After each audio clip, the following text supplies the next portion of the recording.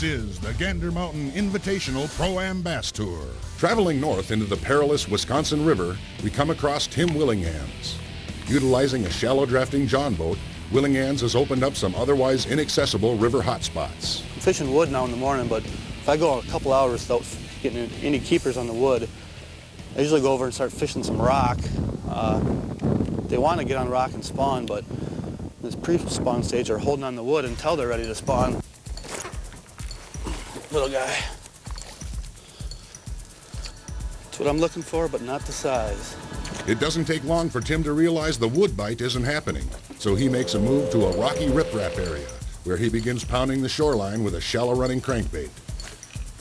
The move pays off almost immediately.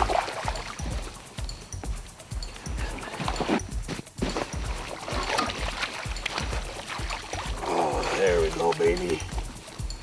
Yeah. What we're looking for right here, baby. The 2.5. Typical fat Wisconsin River Smallie right there. It looks like Willingham's is getting the river smallies dialed in, and Tim Willingham's continues to contact nice fish. There we go. Thank you, Normie. Tag. Another decent smallie. Tim's a little further up the river now. He's moved up to another location. He's fishing another rock ripped area along the banks. They're all real nice 3-pound, 3.5 pound fish that he has. So he's got a good sack going for him right now.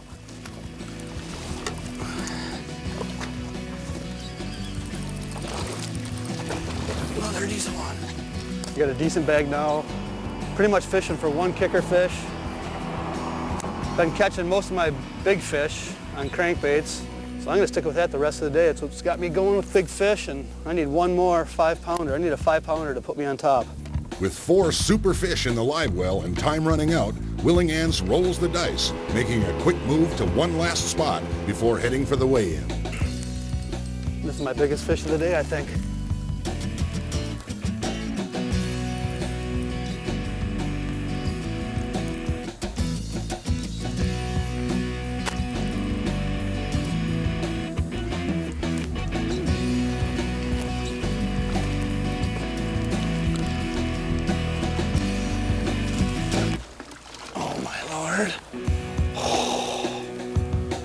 Thank you, sir.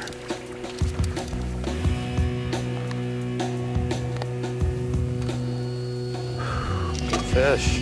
The last-minute gamble pays off, and with no time to spare, Willingham's heads for the scales, toting a heavy limit of river smallies. When we come back, it's weigh-in time on Lake Wisconsin. Down at the docks, Tim Willingham's bags up his beautiful limit of river smallmouth and heads for the scales. We'll get him, Tim. Willingham's is next. He needs nearly 18 pounds to knock Guy Thistle off the lead. Ooh, I like the looks of this. Them all smallies? Yes, sir. All righty. What do you got, Steve? New leader, unofficial. 1806. 1806. Let's hear it for him. Now, you got a big fish you want to weigh?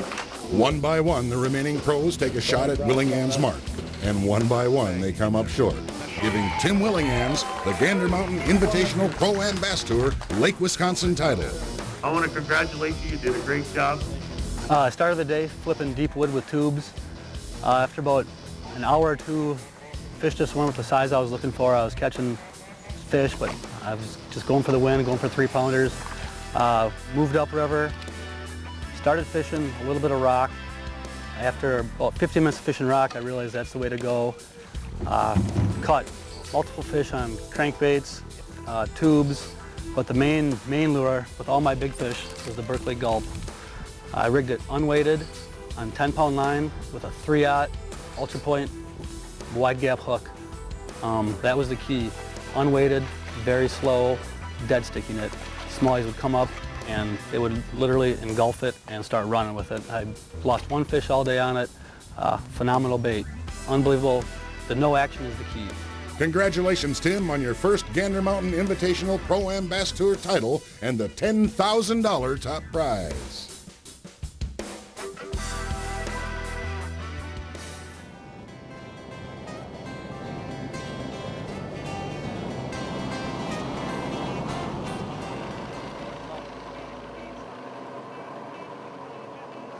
We're on Lake Wisconsin right now. We're going to run up towards the Dells, just about the Pine Island area, which is about a 40-mile run, just above Portage. So we'll be fishing most of the day between Portage and the Dells, and fishing a variety of rock and wood and sandbars. So we'll see about a little bit of everything today, with a lot of topwater bites and tube bites. So looking forward to it.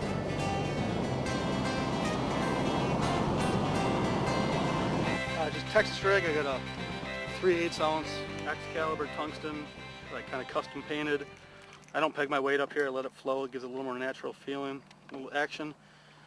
Then it's a Texas rig Chomper's tube with a rattle and a little orange dye. About 90% of the crawfish you catch up here will have a ton of orange on it. And probably at the end of the day in the live well, we'll have some craws with orange on them. So trying to match the hatch.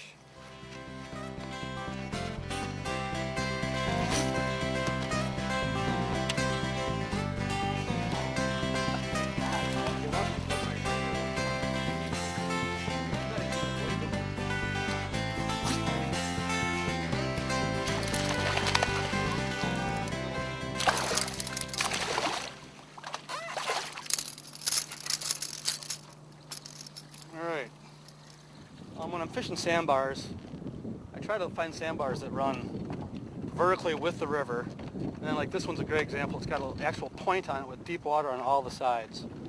So the fish can, they can either go in the current or they can tuck behind it.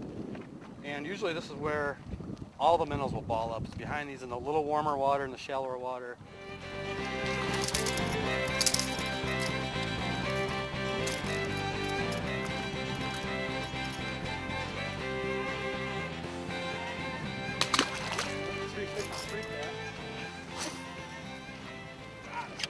Maybe not.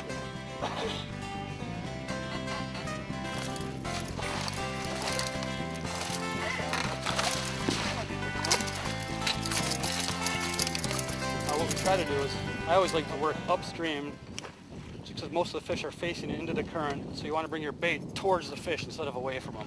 So that's why we're fishing upstream. Just gives them a better presentation. Buzzbait, it's a little harder because you got to reel your bait about twice as fast. But presentation-wise, is the best way to go.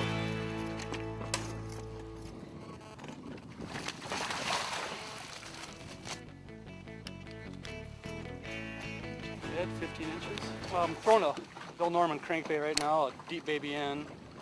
Dives maybe 4 to 6 feet. Nice fish, Tim. Nice fish. 2.5, 2 3/4, huh, Josh? I bet you it's 3? Yeah, it's probably our biggest fish so far. And in first place of the 2006 Thursday's Child Bass Invitational goes out to Mazinet Marina and Ryan Funeral Home. Congratulations, guys.